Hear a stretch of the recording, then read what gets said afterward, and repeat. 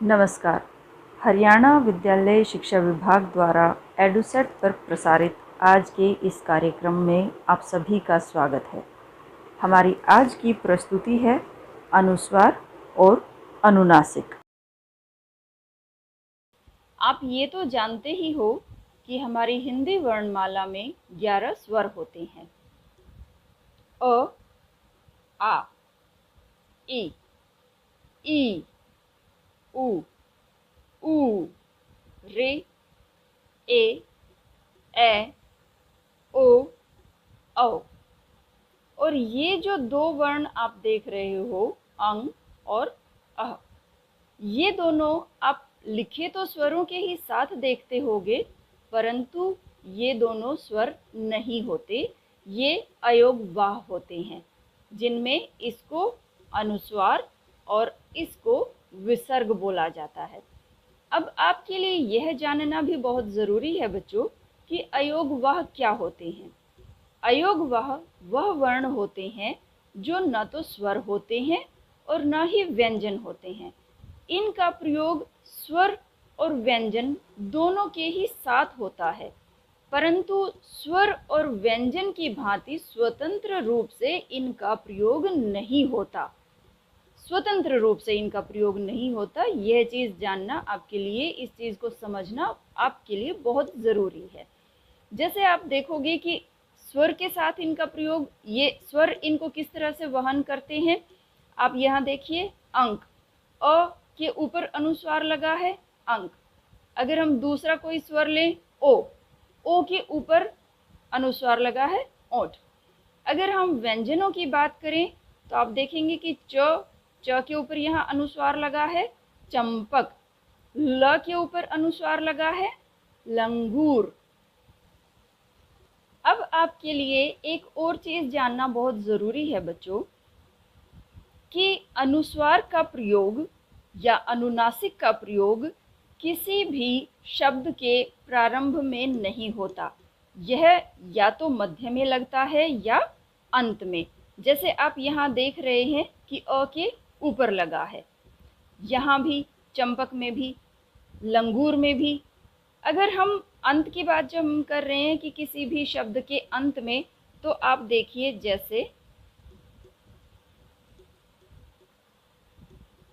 जैसे हम बात करें स्वयं,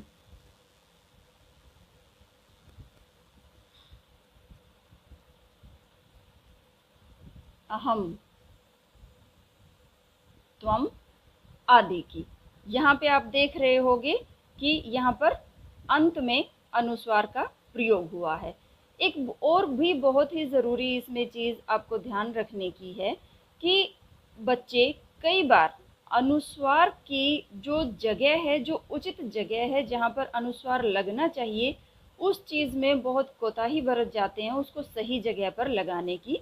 तो मैं उसके लिए आपको इसके सही स्थान, कहाँ पर अनुस्वार का, अनुनासिक का प्रयोग किया जाना चाहिए, उसके विषय में भी मैं आपको बताना चाहूँगी। देखिए, यहाँ पर बहुत सारे वर्ण शब्द लिखे हुए हैं, जहाँ पर अगर आप यहाँ देखें व्यंजन, आप ध्यान से देखिएगा कि यहाँ पर अनुस्वार कहाँ लगा है। य की जो खड़ी पाई है, खड़ी पाई क्या होती है?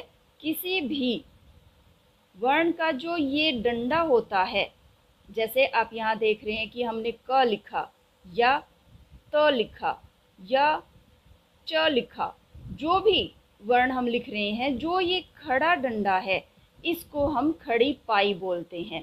और जो अनुस्वार के लगने की जो सही जगह होती है, वो बिल्कुल इस खड़ी पाई के ऊपर होती है। जैसे जो यहाँ लिखा हुआ है उसमें भी अगर आप देखें, व्यंजन में य की खड़ी पाई के ऊपर लगा हुआ है, या अगर आप स्वतंत्र में देखें तो त की खड़ी पाई के ऊपर लगा हुआ है। इसी तरह से लंगूर में भी अगर आप देखें, ल की खड़ी पाई के ऊपर लगा हुआ है, यहाँ च की खड़ी पाई के ऊपर लगा हुआ है, अ की खड़ी पाई के ऊपर लगा हुआ है। कई बच्चे क्या करते हैं कि लिखते समय, जैसे मान लीजिए रंक लिखना है, तो क्योंकि ध्वनि र और क के बीच में आ रही है, तो वो अनुस्वार को र और क के बीच में रख देते हैं। या मान लीजिए इन्हीं में से हम अगर कोई वर्ण लें, या कोई और वर्ण भी अगर ले लेते हैं हम, मान लीजिए हमने लिया ठंड, ठंड, बिंदी यानी अनुस्वार यहाँ लगा दिया, ये दोनों ही तरीके बिल्कुल गलत हैं लिखने के। यहाँ मैं आपको बता चुकी हूँ कि जो सही स्थान है अनुस्वार के लगाने का वो खड़ी पाई के बिल्कुल ऊपर होता है। अब यहाँ आप कहेंगे कि र में तो कोई खड़ी पाई नहीं है, तो र में अगर खड़ी पाई नहीं है तो उसमें हम र यहाँ से बनना शुरू होता है, हम बिल्कुल इसके ऊपर इस तरीके से हम प्रयोग करेंगे अनुस्वार का। तो ये इतना आप समझ गए होंगे कि अनुस्वार का प्रयोग कहाँ होता है। अनुस्वार का प्रयोग खड़ी पाई के, अब हाँ में भी आप देखेंगे कि बिल्कुल छोटा सा एक डंडा है, बिल्कुल उसके ऊपर, स्वयं में य की खड़ी पाई के ऊपर, ठीक है। तो जिस भी वर्ण में खड़ी पाई का प्रयोग होता है उस खड़ी पाई के बिल्कुल ऊपर, और जैसे र में आप देख रहे हो रंक में, र में खड़ी पाई नहीं है तो आप र के बिल्कुल ऊपर यहाँ अनुस्वार का प्रयोग करेंगे।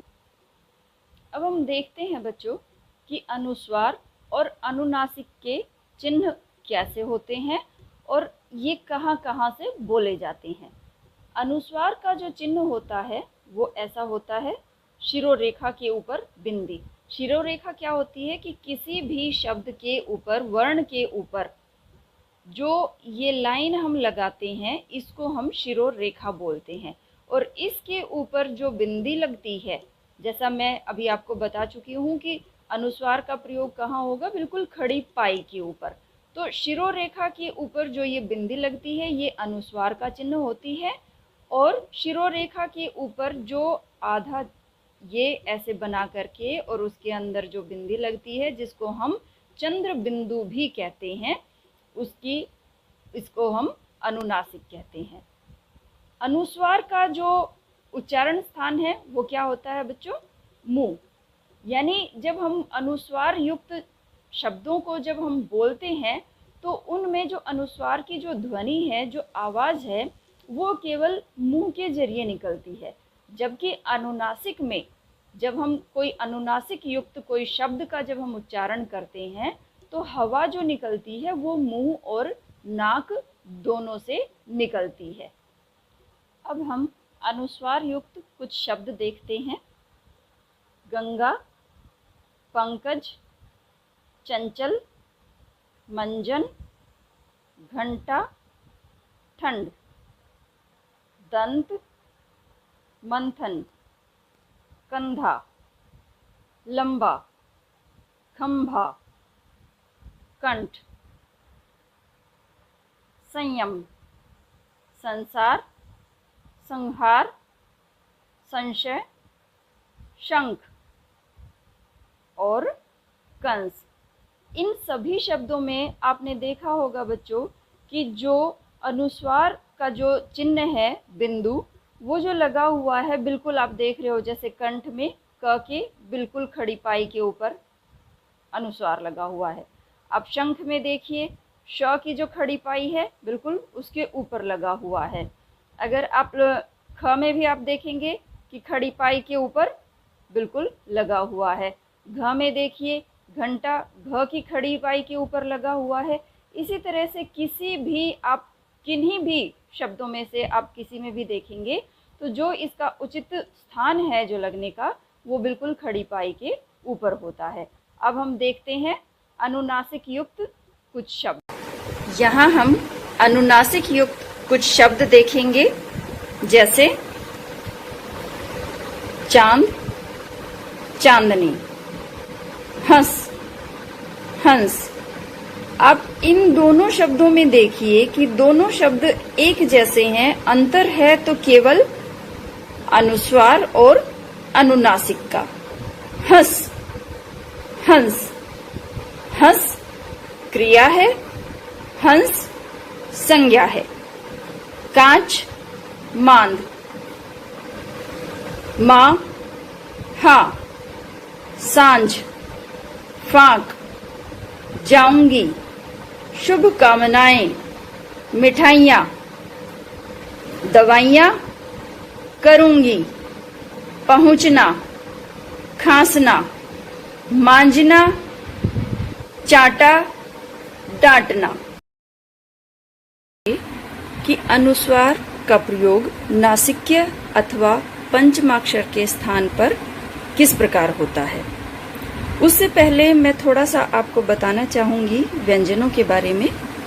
व्यंजन हमारे 3 प्रकार के होते हैं, स्पर्श, अंतस्थ, ऊष्म। स्पर्श व्यंजन जो होते हैं 25 होते हैं गिनती में, और इसमें 5 वर्ग होते हैं। क वर्ग, जिसके अंतर्गत आते हैं क, ख, ग, घ, ङ। च वर्ग में आते हैं च, छ, ज, झ, य। ट वर्ग में ट, ठ, ड, ढ, ण। त वर्ग में त, थ, द, ध, न। और प वर्ग में प, फ, ब, भ, म। अब यहाँ पर हमने देखना है कि जो नासिक्य व्यंजन है, पहले तो आप ये जानिए कि नासिक्य अथवा पंचमाक्षर कौन से होते हैं। जो हर एक वर्ग का अंतिम व्यंजन है, क वर्ग में अंग, च वर्ग में य, ट वर्ग में ण, त वर्ग में न, और प वर्ग में म। ये जो अंतिम व्यंजन होता है, हर एक वर्ग का जो अंतिम वर्ण होता है, इसी को हम नासिक्य अथवा पंचमाक्षर कहते हैं। तो अब यहाँ पर आपने ध्यान किस बात का देना है कि जब किसी शब्द में इस वर्ण को छोड़कर, यानी जो पंचमाक्षर है इसको छोड़कर उस वर्ग का कोई भी व्यंजन, चारों में से कोई भी व्यंजन हो और उससे पहले अनुस्वार की ध्वनि हो, यानी अगर क है तो क से पहले अनुस्वार की ध्वनि हो। मान लीजिए ज है तो ज से पहले अनुस्वार की ध्वनि होनी चाहिए। इसी तरह से हर एक वर्ण में, हर एक वर्ग में इस पंचमाक्षर से पहले यदि इन बाकी बचे हुए चारों व्यंजनों में से कोई व्यंजन है और उससे पहले अनुस्वार की ध्वनि है, तो वह ध्वनि जो है उस वर्ग के पंचम वर्ण की होती है। इसको हम कुछ उदाहरण के माध्यम से समझेंगे, तब यह बात अच्छे से समझ में आ जाएगी। हम क वर्ग का उदाहरण लेते हैं। जैसे मान लीजिए पंकज।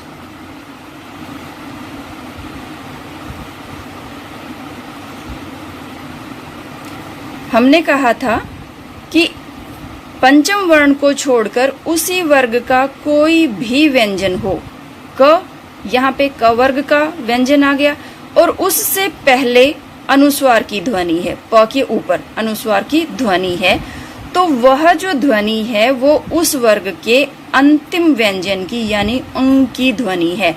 और इस पंकज को हम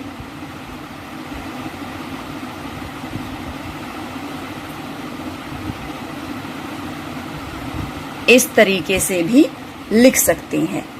जैसे मान लीजिए ख की ध्वनि है, पंखा।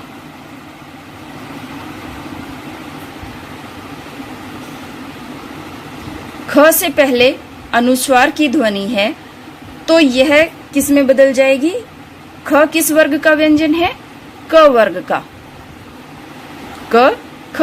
क वर्ग का व्यंजन है और ख से पहले अनुस्वार की ध्वनि आई है, तो यह उस वर्ग के पंचम वर्ण की ध्वनि है। इसी तरीके से हम अगर च वर्ग का कोई उदाहरण लें तो जैसे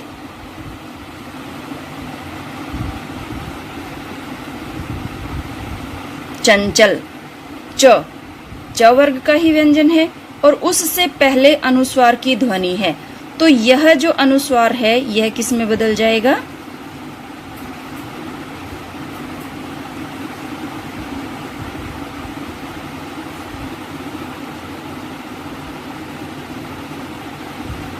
पंजा। च छ ज। ज किस वर्ग का व्यंजन है? च वर्ग का। और च वर्ग का अंतिम व्यंजन नासिक्य व्यंजन है य। तो यहाँ पर भी यह किस में बदल जाएगा? य में।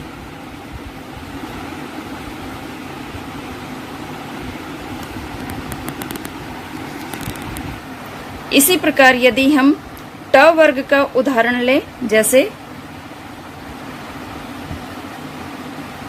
घंटा, ट वर्ग का ही व्यंजन है और इसका अंतिम वर्ण है, अंतिम नासिक्य व्यंजन है ण। तो यहाँ किस तरीके से हम इसको लिख सकते हैं? ण को हम इस तरीके से भी लिख सकते हैं। किसी भी वर्ण के नीचे हलंत का मतलब होता है उसका आधा स्वरूप। हमने इसकी खड़ी पाई हटा दी और खाली ये इस अर्धवृत्त वाले स्वरूप को हमने रख लिया, तो हम इसको, इस घंटा शब्द को हम इस तरीके से भी लिख सकते हैं। ठंड, ड, आप यहाँ देखिए ट वर्ग का व्यंजन है ड और अंतिम वर्ण क्या है? ण। तो हम इस ठंड को भी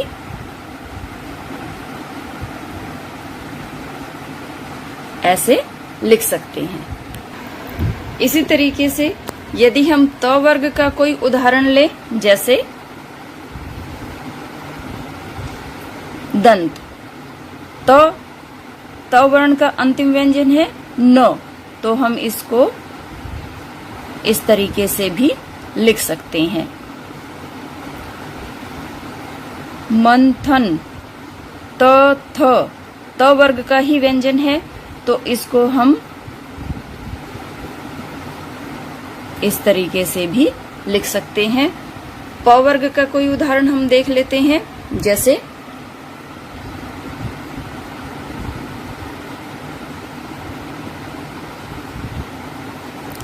चंपक,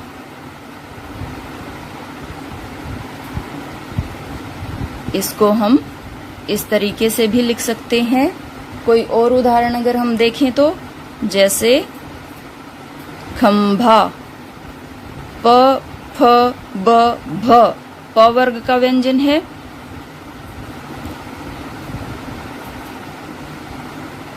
खंभा। तो यहाँ पर जो हमने इसमें बात की थी कि नासिक्य अथवा पंचमाक्षर के स्थान पर अनुस्वार का प्रयोग हम किस तरीके से कर सकते हैं, कि जब नासिक्य अथवा पंचमाक्षर जिस वर्ग के हैं उसी वर्ग के कोई जो बाकी चार व्यंजन बचे हुए हैं उनमें से अगर किसी व्यंजन से पहले अनुस्वार की ध्वनि है तो उस वर्ग के अंतिम व्यंजन की, जिसे हम कह रहे हैं पंचमाक्षर या नासिक्य व्यंजन, उसकी वह ध्वनि होगी। यहाँ एक बात विशेष रूप से ध्यान देने की है कि जब जो पंचम वर्ण है, और विशेष रूप से मैं यहाँ बात कर रही हूँ न, म और ण की, जब इन पंचमाक्षर से पहले इसी वर्ण की आवृत्ति हो, यानी न से पहले न की, म से पहले म की, ण से पहले ण की, जब ध्वनि हो तो उन केसेस में हम अनुस्वार का प्रयोग नहीं करेंगे, बल्कि जो ये पंचम वर्ण है इन्हीं के ही रूप का, आधे रूप का हम प्रयोग करेंगे। जैसे हम कुछ शब्दों के उदाहरण देखते हैं,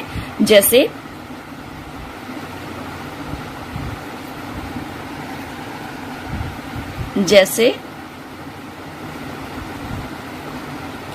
अन्न, पन्ना,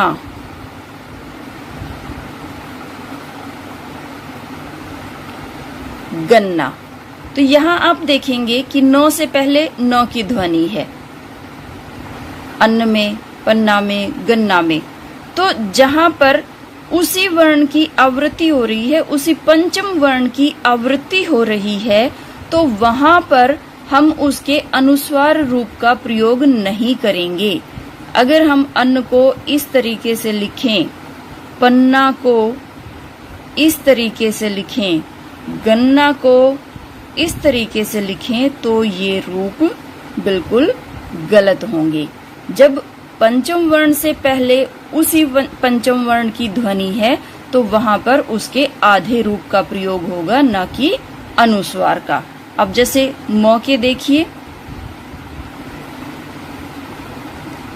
चम्मच,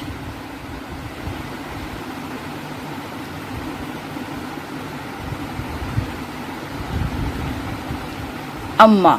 यहाँ भी आप देखिए म से पहले म की ध्वनि है, यहाँ भी म से पहले म की ध्वनि है, तो इनको भी हम, जैसे यहाँ पर हमने अनुस्वार के रूप में लिखा, तो अगर आप इसको मान लीजिए ऐसे अगर आप लिखोगे तो यह बिल्कुल गलत हो जाएगा। तो हमने उस पंचम वर्ण से पहले उसकी आधी ध्वनि का ही हमने प्रयोग करना है। इसी तरह से अगर हम अण का प्रयोग देखें, अक्षुण, ठीक है। तो आपने बच्चों इस चीज का ध्यान रखना है कि जब विशेष रूप से न, म और ण की जहां पर बात हो रही है तो वहां पर उस पंचम वर्ण से पहले यदि उसी वर्ण की ध्वनि है तो हम उसके आधे स्वरूप का प्रयोग करेंगे, अनुस्वार का नहीं।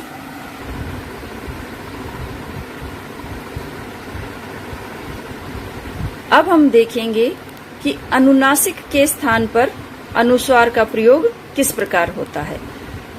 बच्चों आपको पता होगा कि कुछ ऐसी मात्राएं होती हैं जो शिरोरेखा के ऊपर लगती हैं, जैसे ई। ई की जो मात्रा होती है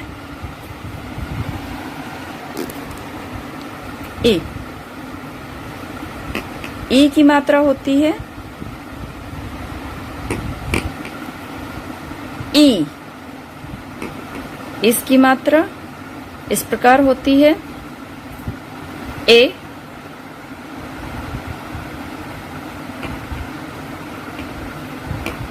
ए, जिसकी मात्रा ये होती है। और इसी प्रकार से और कौन कौन से हमारे स्वर हैं जिनकी मात्राएं शिरोरेखा के ऊपर होती है? ओ, जिसकी मात्रा और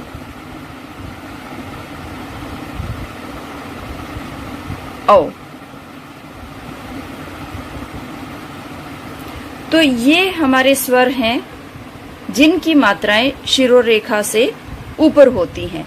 तो इन मात्राओं से जो शब्द बने होते हैं, या यूं कह लीजिए कि जिन शब्दों में शिरोरेखा से ऊपर वाली मात्राएं होती हैं, उन शब्दों में क्योंकि यहाँ पर जगह कम रह जाती है, तो इस जगह पर जो कि कम रह गई, वहां पर वैसे तो इन शब्दों में अनुनासिक का प्रयोग होता है, लेकिन क्योंकि जगह की यहाँ पर कमी होती है तो वहां हम अनुस्वार का प्रयोग कर देते हैं। तो देखते हैं कुछ शब्द, जैसे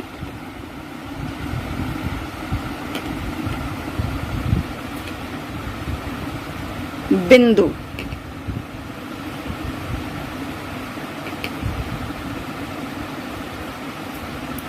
सिंधु,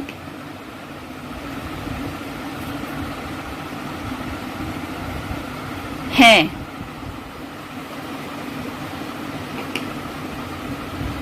मैं, नहीं,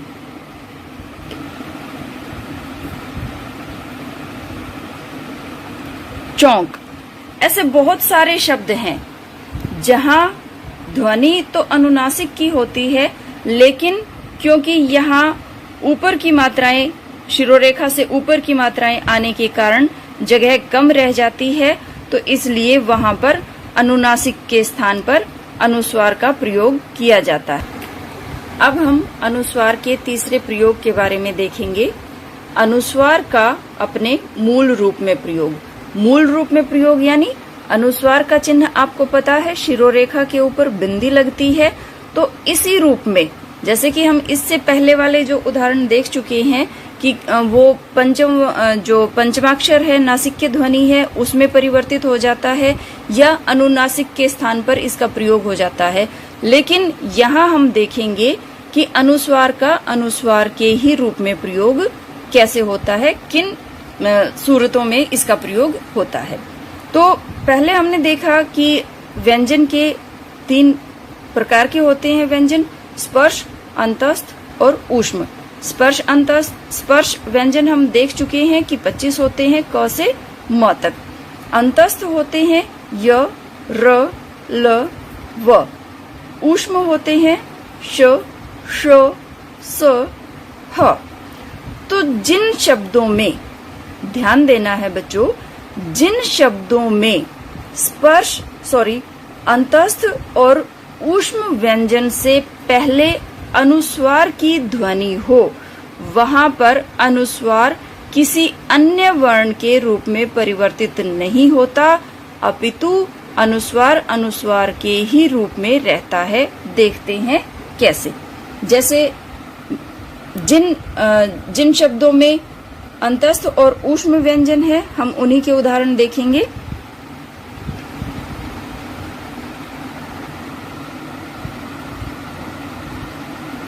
संयम,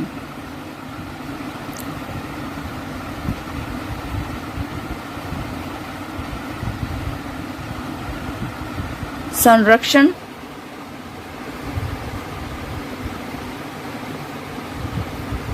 संलग्न,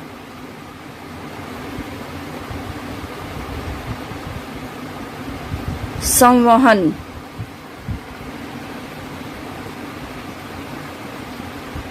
संशय,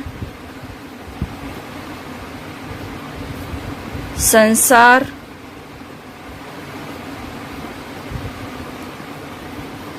संहार आदि और भी बहुत सारे शब्द इस प्रकार के आपको मिल जाएंगे। तो यहाँ देखिए, संयम, य से पहले अनुस्वार की ध्वनि है। संरक्षण, संलग्न, सभी शब्दों में जो हमने कहा कि अंतस्थ और ऊष्म, उनसे पहले जब अनुस्वार की ध्वनि है, तो यह जो ध्वनि है अनुस्वार की, यह इसी रूप में ही रहेगी, न कि वो किसी न, म, ण, य, अंग में बदल जाएगी। तो इस चीज का आपने ध्यान रखना है कि जब अंतस्थ और ऊष्म व्यंजन हो और उनसे पहले अनुस्वार की ध्वनि हो, तो वह उसी रूप में रहेगी।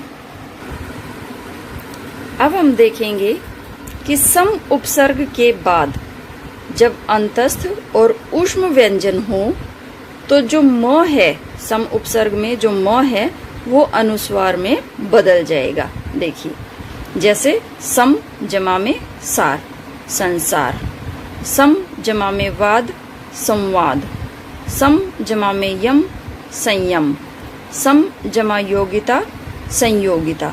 यहाँ एक बात का आपने जरूर ध्यान देना है बेटे कि अगर आप ये कहें कि यहाँ म है, तो हम इसको ऐसे भी लिख सकते हैं, क्योंकि म आधा है। संसार, संवाद।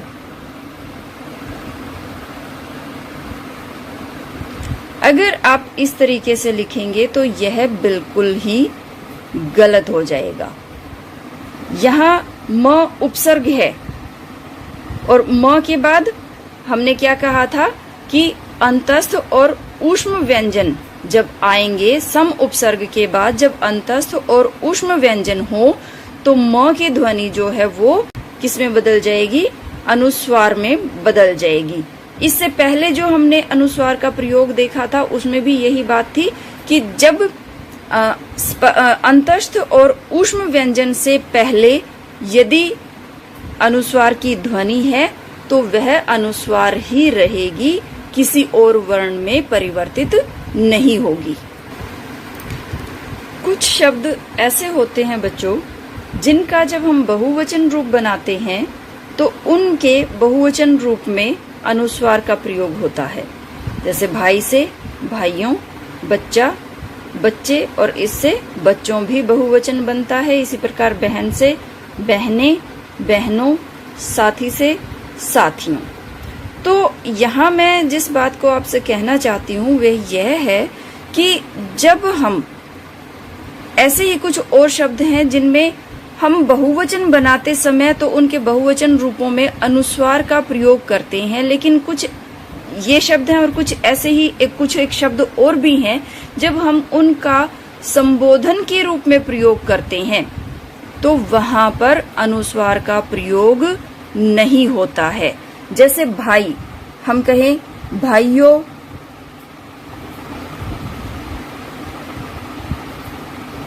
भाइयों, यहाँ पर अनुस्वार का प्रयोग नहीं होगा, केवल भाइयों का प्रयोग होगा, बिंदी यहाँ पर नहीं लगेगी। इसी प्रकार से प्यारे बच्चों, आज हम पढ़ेंगे, मैंने कहा बच्चों न कि बच्चों, तो जब संबोधन के रूप में हम इनका प्रयोग करते हैं तो अनुस्वार रहित होता है ये शब्द, न कि अनुस्वार सहित। बहनों, मेरी प्यारी बहनों, आज हम यह काम करेंगे। या साथियों, मैं आपसे एक निवेदन करना चाहती हूँ, साथियों न कि साथियों। तो मैं उम्मीद करती हूँ कि आज का जो विषय था हमारा अनुस्वार और अनुनासिक आपको समझ में आ गया होगा। फिर किसी और टॉपिक के साथ हम मिलेंगे।